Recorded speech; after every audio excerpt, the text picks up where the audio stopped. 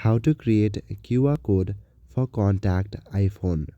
If you want to create a personal QR code for your contact on your iPhone, follow these steps. Firstly, on your iPhone, open the Shortcuts app. Go to the search bar on the top and type in Shortcuts. Now you will land to the Shortcuts app interface. From the very bottom panel, select the last option, Gallery. In Gallery, go to the search bar on the top and search for code or QR code. Here you will see this option, Make QR code. Tap on the plus icon. Now go back to the main page, Shortcuts. Now in your shortcuts, this Make QR code option has been added. After it has been added, you will see a three-dot icon at the top right corner of your section.